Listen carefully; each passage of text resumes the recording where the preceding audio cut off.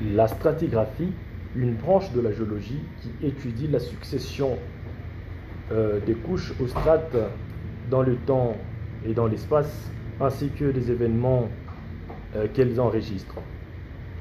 Chingama Rodrigue, géologue et chercheur de la RDC, j'aimerais bien vous parler brièvement de la stratigraphie.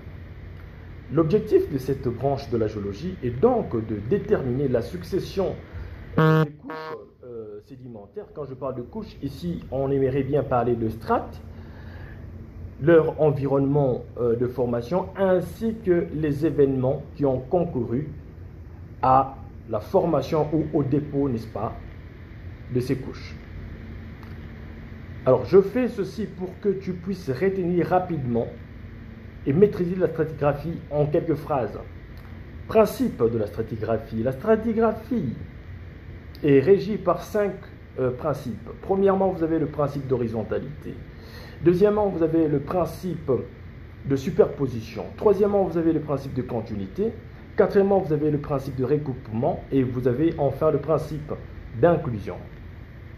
Le principe d'horizontalité est tel que dans un bassin sédimentaire, les sédiments se déposent toujours à l'horizontale.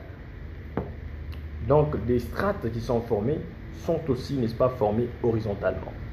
Le principe de superposition, vous devez savoir que deux couches qui se superposent dans des conditions normales, c'est-à-dire lorsqu'il n'y a pas eu des événements subséquents tels que la tectonique qui ont intervenu, la couche recouverte est donc la plus ancienne. Et la couche qui recouvre est la couche la plus récente. Le principe de continuité.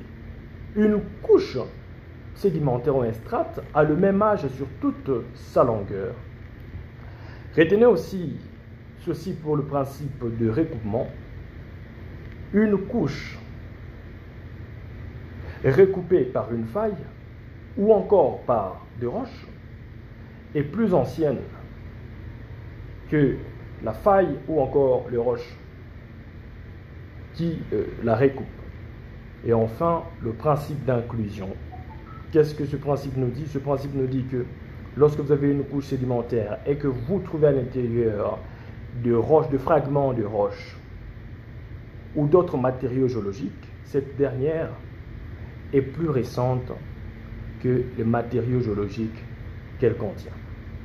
J'aimerais bien vous partager aussi ceci, que la stratigraphie fait aussi la datation, n'est-ce pas, nous permet aussi de dater les couches sédimentaires. Et ici, vous devez retenir que cette datation peut être relative ou absolue. La datation est relative lorsque on essaie de fixer un âge en comparant deux événements géologiques ou deux matériaux géologiques ou deux couches. Par exemple, lorsqu'on dit que deux couches qui se recouvrent, la couche recouverte est donc la plus ancienne. Là, vous avez daté, n'est-ce pas, relativement. Et la datation absolue, c'est une datation qui s'est faite avec des dates chiffrées. On dit par exemple que telle couche est datée de 2 millions d'années. Donnez plus de puissance à cette vidéo et pour de plus amples détails, si vous voulez encore plus apprendre, laissez-moi des commentaires. Je suis là, je vais faire le numéro afin de vous nourrir encore plus en géologie.